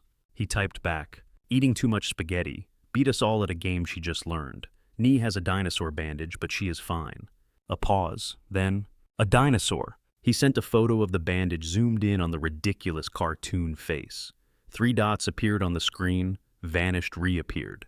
"Thank you" came finally. He set the phone down, wiped his hands, and leaned against the counter. One evening, Aurora came to pick Ren up herself. She stepped into the living room, stopping just inside the doorway. June and Ren lay under a hastily constructed blanket tent, flashlight propped between them. They were whispering fiercely about something involving dragons and portals. The tent sagged on one side, then held. "They did that by themselves," Mason said quietly. Aurora nodded. Her eyes shone in the dim. "Time to go, Ren," she said. Ren crawled out, hair mussed, cheeks flushed. "Do I have to?" she asked. "Tonight, yes," Aurora said. "You have school in the morning." Ren turned and hugged June. This time there was no hesitation, no glance at the adults for approval. "Tomorrow," June said into her shoulder. "Tomorrow," Ren agreed. After they left, the house felt bigger and emptier for a few minutes. June wandered into the kitchen, toes dragging. "I wish she could just live here and go there sometimes," June said. "Go where sometimes?" he asked. "To her big house," June said. "For fancy stuff. Then come back for real stuff." He almost told her it was not that simple. Instead, he reached over and rubbed her back. "She likes being here," he said. "I know," June replied. "We are good at forts." That night, Wren slept over for the first time. Aurora stood on the porch, hand on the doorframe. "Call me if she has a nightmare," she said. "She gets them. She will not tell you when she does, so you will have to guess." "We will manage," he said. In the small hours, Mason woke to the sound of quick footsteps in the hallway and the creak of the spare bedroom door. He rolled out of bed, heart already speeding. By the time he reached the doorway, June was sitting on the edge of the mattress where Wren lay. The flashlight on the nightstand threw a weak circle of light against the ceiling. "It is just rain," June was saying. "It is not a train. You are not going anywhere." Wren's breathing was ragged, her fingers twisted in the blanket. "It sounded like tracks," she whispered. "There are no tracks here," June said. "There is only Henry. He would not let a train in the yard. He hates loud things." "Right, Dad." She looked up, then spotting Mason in the doorway. He stepped in the floorboard under his heel, groaning. "It is just rain," he said, "and a little wind. The house has heard worse." Wren scrubbed at her eyes with the heel of her hand. "I am fine," she said, voice shaky. "It is okay not to be fine," he replied. "Do you want the door open or closed?" "Open," she said. "Done." June lay down on top of the blankets beside her. She reached over and found Wren's hand. "Go back to sleep," June said. "We have fort work tomorrow." "We do not have to work," Wren murmured, eyelids drooping. "We could just sit up there and do nothing." "Doing nothing is also work," June said. "It is rest work." Mason stood in the doorway, watching their fingers stay linked as their breathing gradually evened out.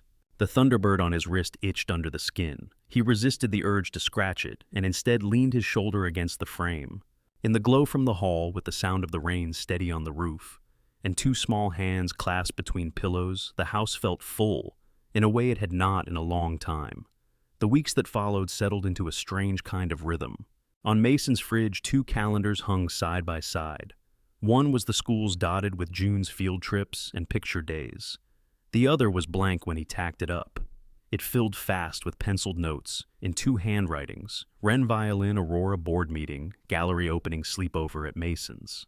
Most of the notes circled the same thing: treehouse. On a Wednesday afternoon, Mason picked the girls up from school. June burst out of the building with her backpack half unzipped, papers flapping. Wren followed, more contained, her violin case neat against her side, uniform collar still crisp. They climbed into the truck, June claiming the passenger seat, Wren sliding in behind her. "You will wrinkle your music," Wren told June, eyeing the chaos in her backpack. "You will wrinkle your brain," June said. "It is fine. I know which mess is important." Mason adjusted the rearview mirror. In it, for a second, their faces lined up: June's freckles and Lila's eyes, Wren's gray gaze, and his own jaw. The resemblance struck him so sharply he had to look away. At a red light, June leaned back over the seat, studying her friend. "You know you look like my dad, right?" she said. June, Mason said. "What?" she asked. Wren blinked. "No, I do not," she said. "Kind of," June insisted. "The way your mouth does that thing when you are thinking, and the way you get mad at rulers."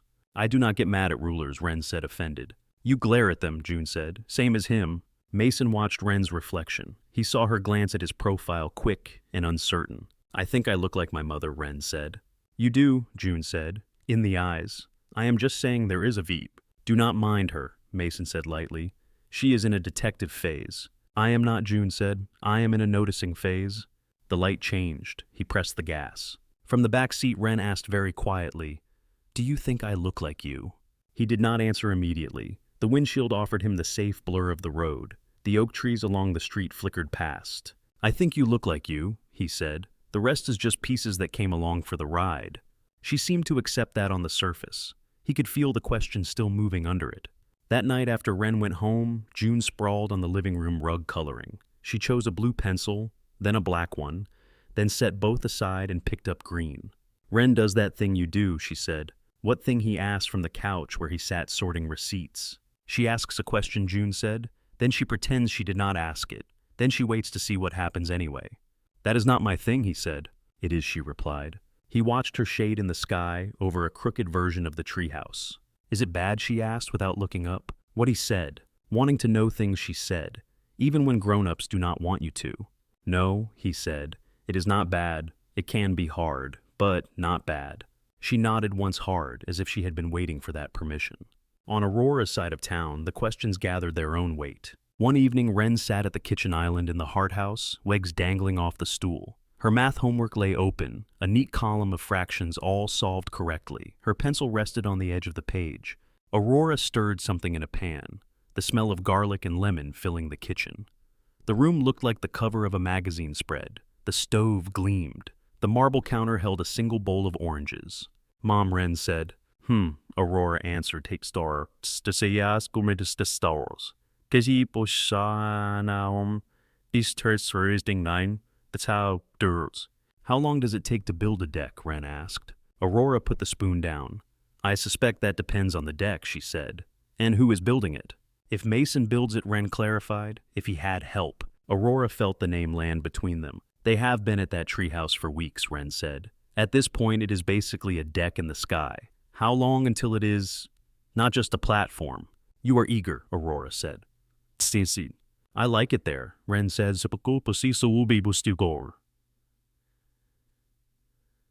Begaply. Aurora watched her daughter's face. Ren's hair was damp from a shower curls tamed back from her forehead with a headband. There was a faint mark on her knee where the dinosaur bandage had been. You like June, Aurora said. Yes, Ren replied. And the house. And the tree, Aurora added. And the way it smells, Ren said. It smells like something real. Like a story that is not finished. Aurora swallowed. Does it smell like him? Ren asked. From before. Aurora turned back to the stove. The sauce had started to simmer too hard. Who, she asked, buying herself seconds? The man you told me about, Ren said. The one with the bird. The one who builds things. Aurora lowered the heat. Mason has a treehouse, Ren continued. He has a bird on his skin. He builds things with his hands. He has a house that smells like that. Were you telling me about him the whole time? The question was more pointed than anything she had asked before. The gap between fairy tale and fact had narrowed. Aurora gripped the handle of the pan. We will talk about that soon, she said. You always say that, Ren replied. There was no anger in her voice, only quiet observation. Soon is always later. It never seems to be now. Later that week, Aurora texted Mason. Coffee. He stared at the screen in his truck outside the lumberyard. There was a knot of tension between his shoulders that had not relaxed in days. He replied, Where? She sent the name of a small cafe on the edge of downtown, the one with brick walls and a chalkboard menu that changed only in minor ways. He walked in 10 minutes later. She was already at a table near the window, hands wrapped around a mug. Her hair was pulled back. She wore a simple black dress and looked as if she had slept less than she admitted. He ordered from the counter and joined her. How is the foundation, he asked. Full of people who like to talk in circles, she said. We are not here about them. No, he agreed. She watched the street for a moment. 2 teenagers rode past on bikes. A dog tried to drag its owner into the bakery next door. She is asking more, Aurora said. Minister born. Ren, he said. Yes, she replied. She has moved from hypotheticals to very specific scenarios. She is too smart for the version of the story where everything is vague. June too, he said, in her own way. Aurora looked at him. What has June said, she asked. That Ren looks like me, he said. That we do the same thinking face. That it is weird. Aurora closed her eyes briefly. She will not stay on the surface forever, Mason went on. She will dig. They both will. Aurora opened her eyes. There was a weariness there that came from something deeper than lack of sleep. I am running out of ways to redirect, she said. Every answer I give just opens 3 more doors. Then we stop redirecting, he said. We give them the real map. Her laugh was a short exhale. You make it sound simple, she said. It will not be, he said, but it will be true. He took a sip of coffee. It was too hot and bitter, but he barely tasted it. How do we do it? Aurora asked. How do you picture this going? In a place that feels safe, he said. Not your big glass fishbowl, not my workshop with tools everywhere. Maybe my living room, couch floor, something soft. She nodded slowly. No, Catherine, he added. No other adults, just us and them. Agreed, she said. We start with June, he said. I tell her I found out something important about Ren, that I did not know before, that it changes some things, but not the parts that matter most to her. He thought about June's face lately, the way she kept watching the adults putting things together faster than he could hide them. I tell her Ren is her sister, he said. The word still scraped on its way out in a good way. Aurora's fingers tightened around her mug. And Ren, she asked, what do you say to her? You tell her the man in your story has a name, he said, that he is not just an idea in the mountains, that he is the man she has been building a fort with, that he is her father. Aurora swallowed. Just like that, she said. He gave a small, sad smile. There is no version that will not hurt, he said. There is only honest and less honest. She looked down at the coffee. She will ask why I did not tell her sooner, Aurora said. Why I made her wait 9 years to meet you. Yes, he said. She will ask why I did not tell you, Aurora added. Yes, he repeated. Aurora sat with that. The cafe's low chatter filled the spaces between their words. A barista laughed at something a customer said. Someone dropped a spoon. What do I say, she asked. The truth, he said. That you were scared. That you thought you were protecting everyone. That you were wrong about some of it. That you were trying to do better now. She let out a breath that sounded shaky. You make it sound like I will not break her, she said. You will bend her, he said. So will I.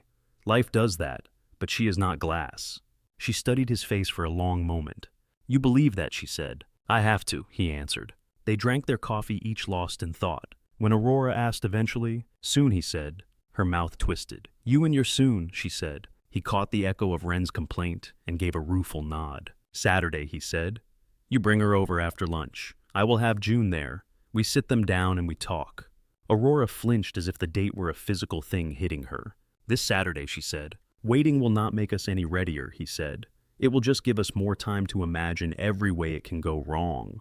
She turned her mug slowly in her hands. Saturday, she repeated. They let the word rest between them. Outside, a pickup truck rattled past. A dog barked twice, then quieted. How is June with all this, Aurora asked. She wants a sister, he said. She has said that for years. She asked me to build a second bed in the treehouse before she even met Wren. She will be shocked. She will be happy. She will also have a lot of questions about why we kept this from her. Sounds familiar, Aurora said dryly. He did not disagree. They paid and stepped out into the street. The air smelled like rain again, even though the sky was clear. In Redwood Falls, storms sometimes announced themselves long before they arrived. By the time Saturday came, the house felt different. Mason vacuumed the living room, as if clean carpet would somehow cushion what they were about to say. He fluffed the couch pillows, then sat on them, flattening them again. June watched him from the doorway. You are being weird, she observed. He glanced up. I am cleaning, he said. You only clean like that when something is happening, she said. He thought about denying it, then shook his head. We are having people over, he said. That counts as something. She studied him, eyes narrowing, then shrugged. I am making lemonade, she announced. If I do it, we do not run out. When adults do it, there is never enough sugar. Incredible slander, he said, but he let her go. He checked the time more often than necessary. His wrist felt heavy, even without a watch. The Thunderbird sat quiet and dark against his skin wings spread. Out back, the treehouse waited. The platform was solid now, the railing in place. 2 mattress pads lay side by side in the corner, covered in mismatched sheets. Above them, June and Wren had taped drawings to the walls. Some were of trees, some were of birds. In one, a bird with outstretched wings flew between 2 smaller birds. All 3 had one feather drawn a little crooked. Aurora's car pulled up to the curb right on time. From the front window, Mason watched it stop, watched the brake lights glow, watched them go dark. His palms were damp. He wiped them on his jeans and told his heart to ease up. June stood beside him, her nose barely clearing the sill. Why are you hovering? She asked. Just making sure they find the house, he said. They have been here like 100 times, she replied. That is true. Are you nervous? She asked. He swallowed. A little, he said. Why? She pressed. You will see, he said before he could stop himself. She turned at that, brows pulling together. That sounds like when teachers say we will talk about it later, she said. I do not like it. Today later is actually soon, he said. She studied his face a beat longer, then dropped it. The doorbell rang. June ran to answer it. The secret knock rule did not apply to doorbells. Mason followed more slowly. Aurora stood on the porch, one hand on Wren's shoulder. Wren clutched a small tote bag. Both of them had that slightly overdressed look that Money made normal. Hi, June said, already reaching for Wren's hand. We have lemonade. Hi, Wren said. I brought a book, in case. In case of what June asked. In case there was waiting, Wren said. There will be 0 waiting, June declared. Come see what we did to the inside of the fort. She tugged Wren down the hall without giving any adult time to answer. Aurora stepped inside after them.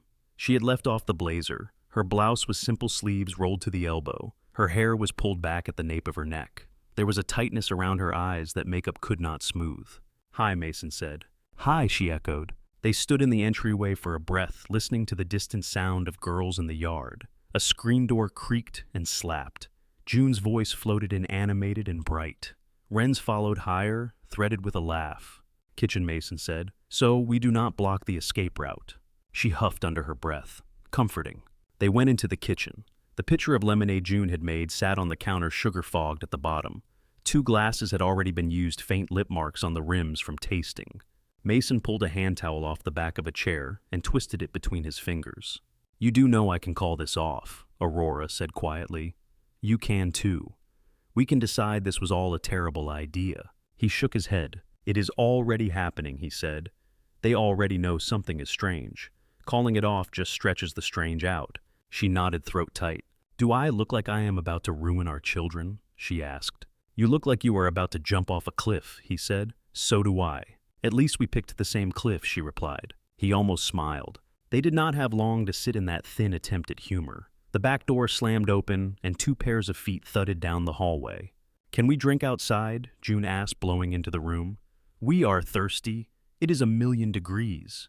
"It is 72, Mason said. Same thing she said. "Come in here for a second," he said. "Both of you." Something in his voice made June pause. Wren paused because June did.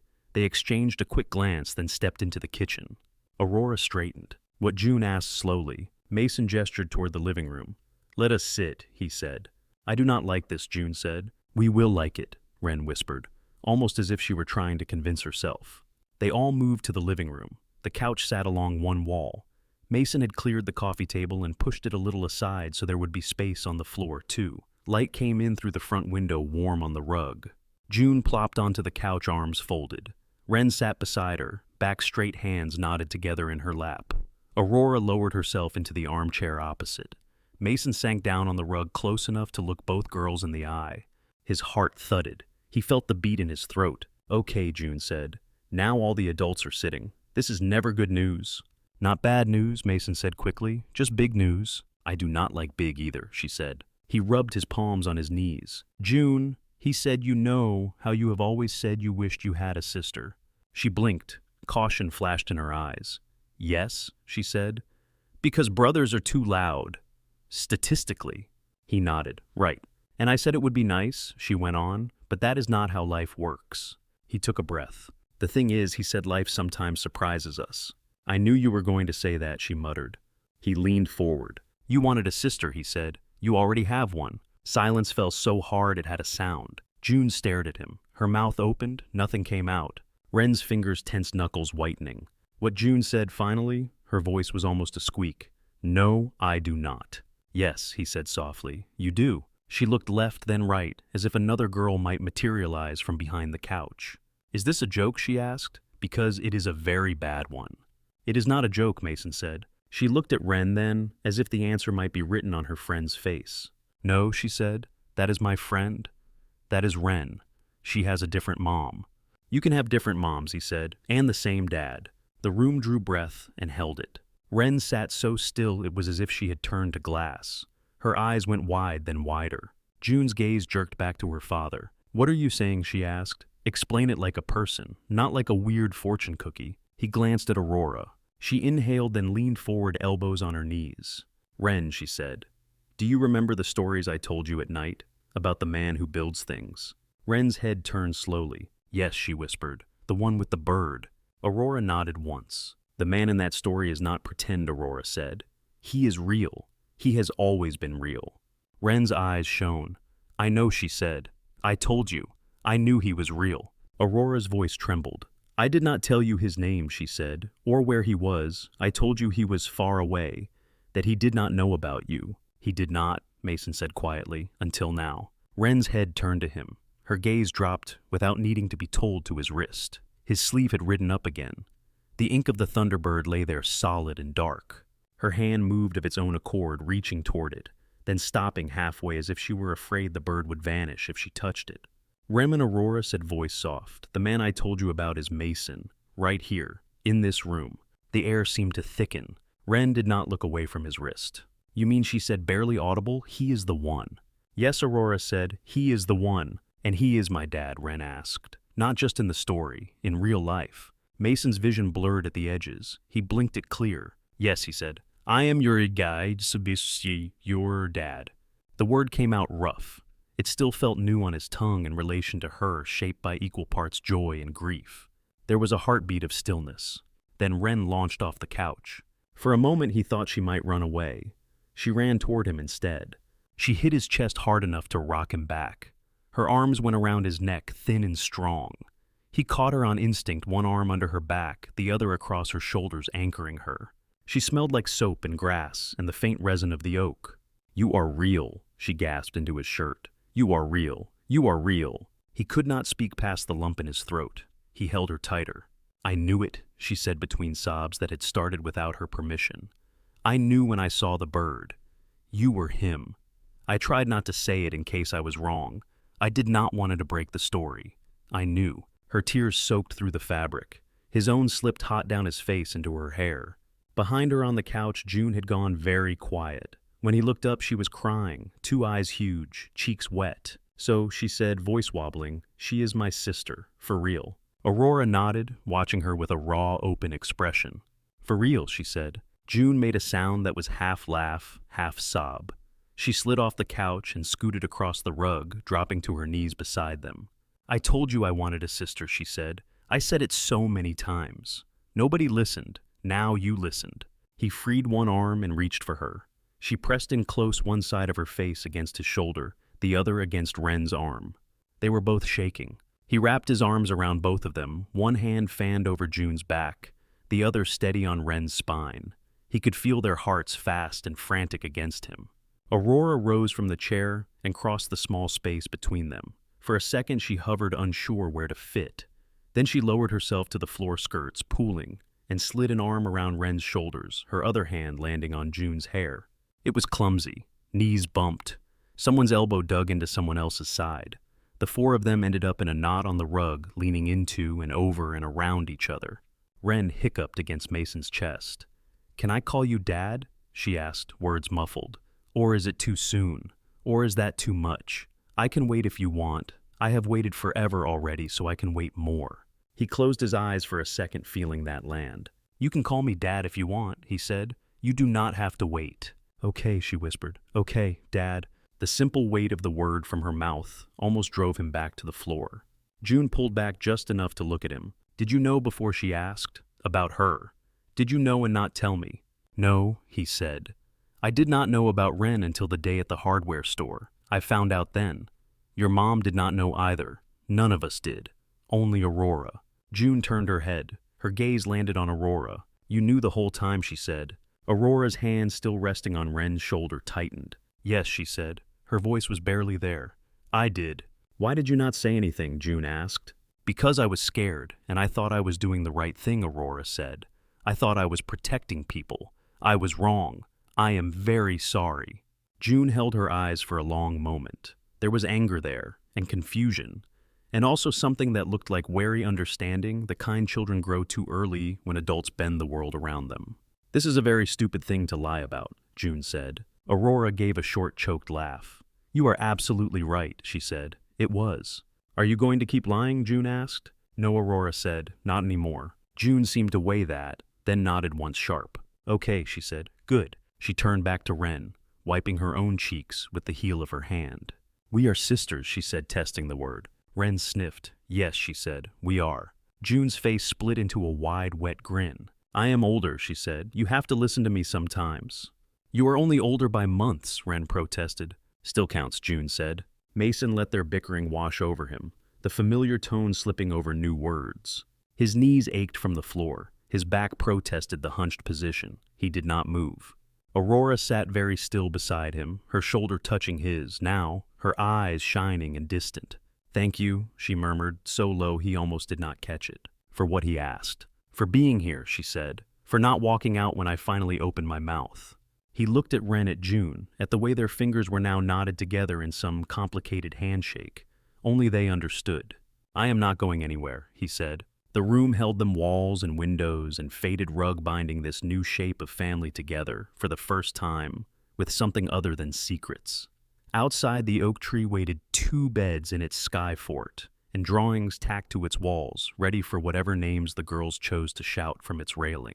Questions came in ripples. At first, the living room was all breathing, and tears, and the strange lightness that followed, something heavy finally being put down. Then the air thinned, and thought slipped back in. Wren was the one who noticed the time. "I was supposed to practice," she said suddenly, lifting her head from Mason's chest. "My teacher said if I miss a day, she hears it forever." "She will live," Aurora said. Voice rough. Wren frowned. "She says that is not accurate." "We can have one August, so we can have one inaccurate day," Aurora replied. But June sniffed and wiped her nose on the back of her hand. "We have lemonade," she announced, as if remembering a life before revelations. "And cookies."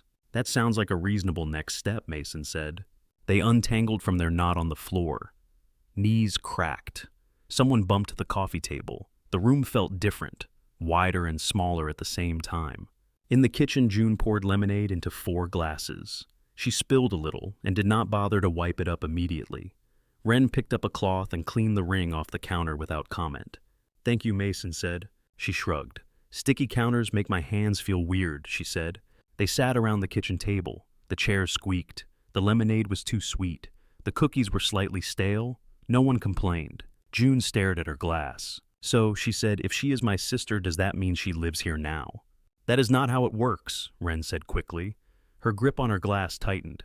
"Maybe it is," June argued. "Maybe we can make it work like that." Mason rested his forearms on the table. "Wren will keep living with her mom," he said. "That part does not change. But now you know you are sisters. That changes other things. How often you see each other. Holidays. Who gets to tell whom to stop chewing so loud?" "I do not chew loud," Wren said. "You do when you are thinking," June replied. Aurora watched them, eyes moving back and forth, as if she were tracking a game she did not yet know the rules for. "What changes for you?" June asked her father. "Like on a scale from 1 to very." He almost laughed. "Very," he said.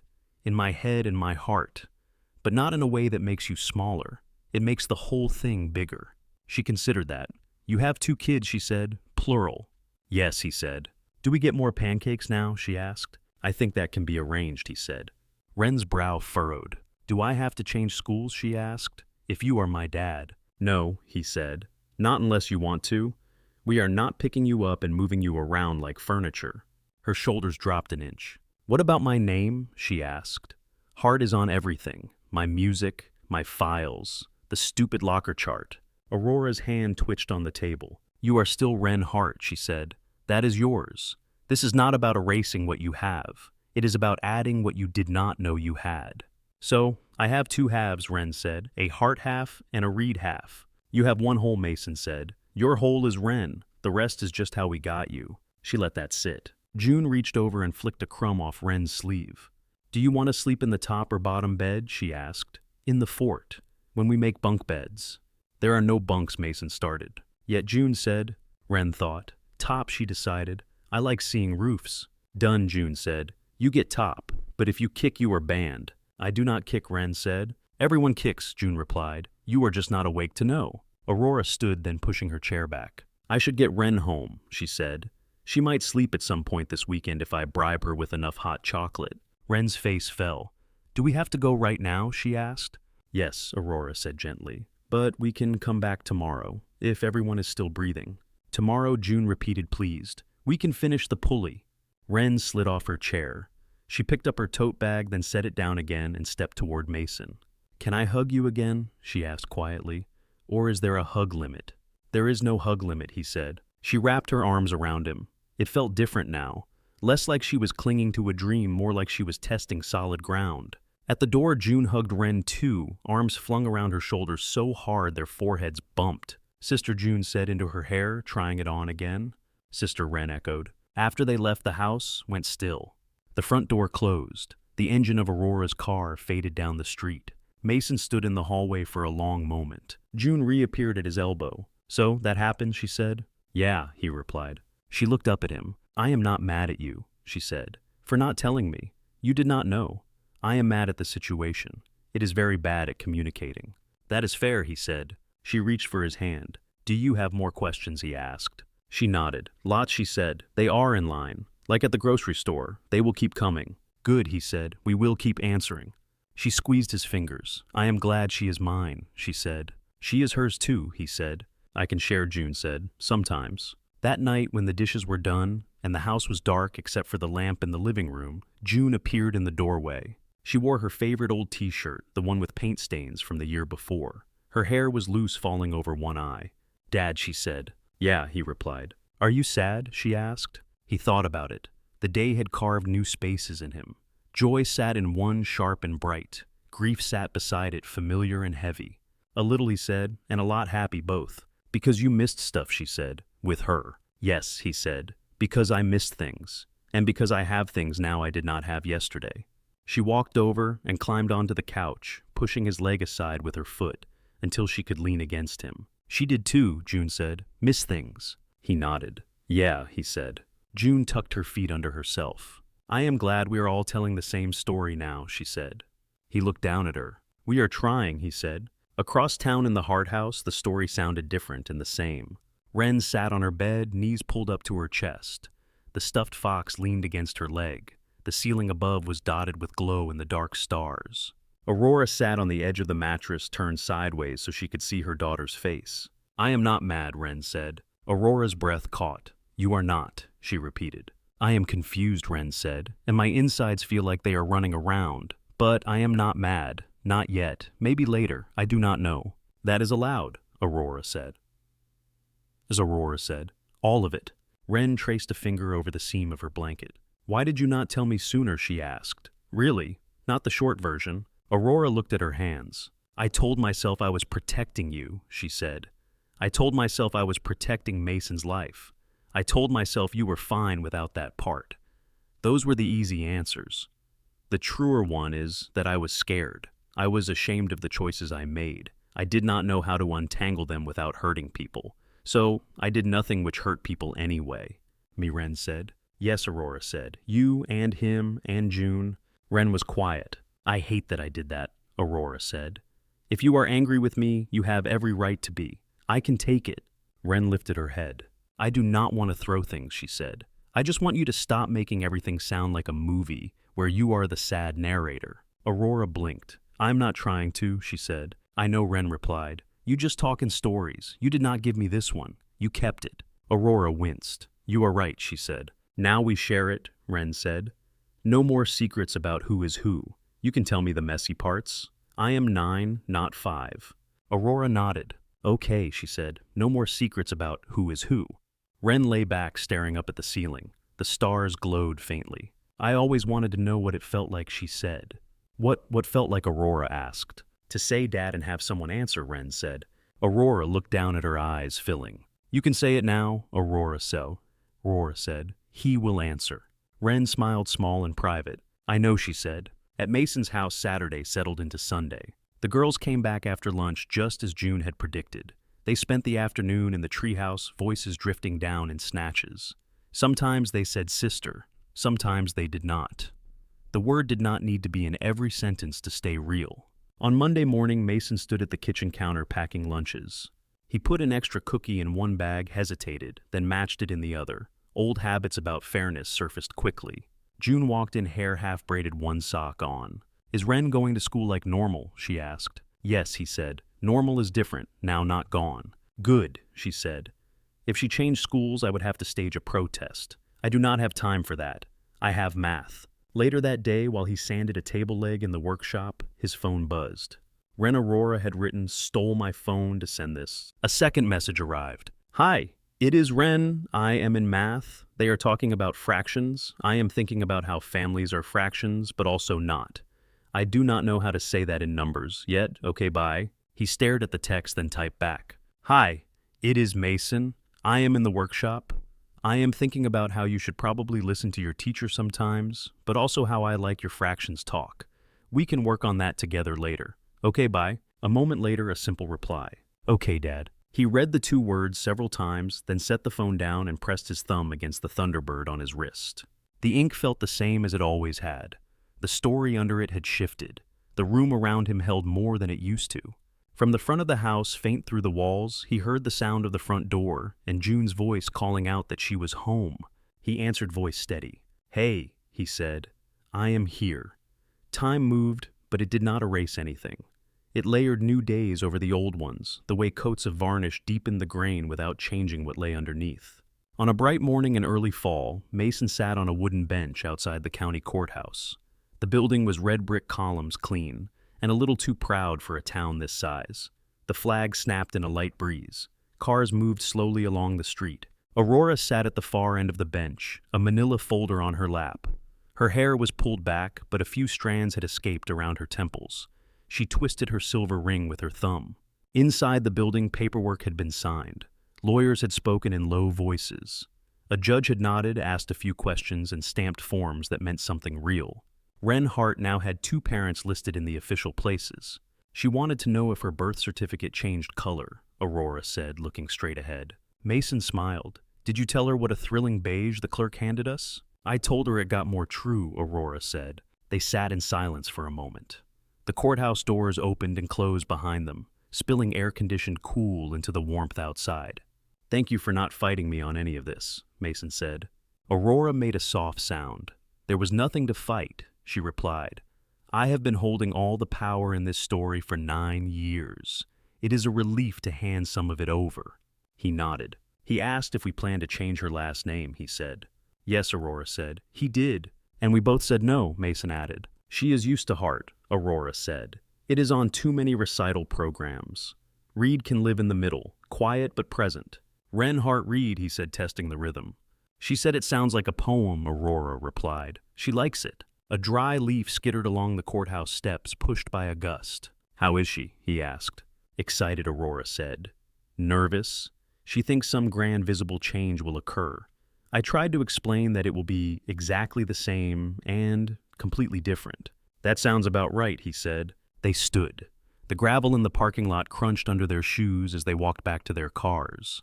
At home, a new envelope joined the others in Mason's file drawer. Birth certificate copies, custody agreements, educational rights, words on paper that meant he had a say that doctors and teachers would look at him and Aurora and see equal weight. The day did not mark itself with fireworks. It settled into the house the way dust settled along baseboards, quietly and completely. Life found its own pace. Mondays, Wren stayed at the Hart House violin lessons, stretching into homework and late dinners. Tuesdays and Wednesdays often ended at Mason's place. The girls sprawled on the living room floor, one doing math, the other writing an English essay about a book they had both secretly read twice. Some Thursdays, Aurora would stop by the workshop, after a meeting at the foundation, her high heels in her hand, flats on her feet, carrying takeout from the Thai place down the road. "I am rescuing you from grilled cheese," she would say. "I make other things," he would argue. "You make grilled cheese and spaghetti," she would reply. "Both very well. Variety is still a virtue." Fridays, the girls took turns choosing where to sleep. Sometimes they both ended up at Mason's, sometimes at Aurora's, sometimes at one house for dinner, and the other just in time for brushing teeth and whispered conversations in the dark. The treehouse watched all of it happen. As September leaned into October, Mason finished the railing with extra care. He added a small roof over the sleeping corner, shingled with leftover cedar shakes.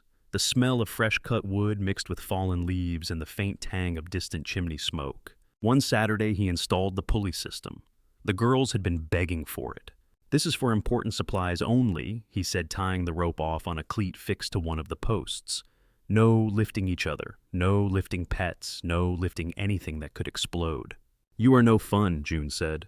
"He is a little fun," Wren said. "He built an entire sky fort." They tested the pulley with a metal bucket. June sent up apples. Wren sent down books. A stuffed fox made the trip both ways.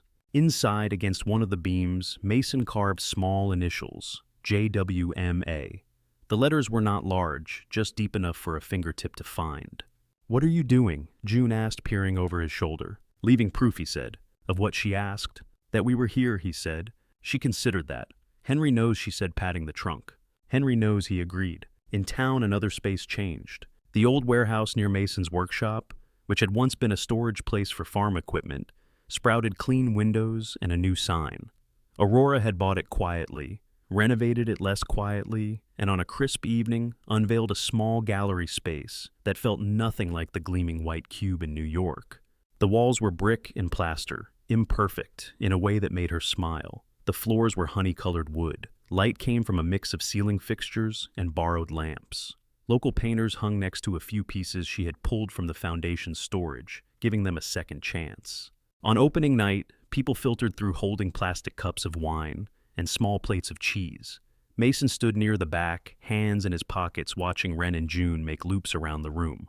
June stopped in front of a painting of a tree in winter branches, bare sky behind it, a startling blue.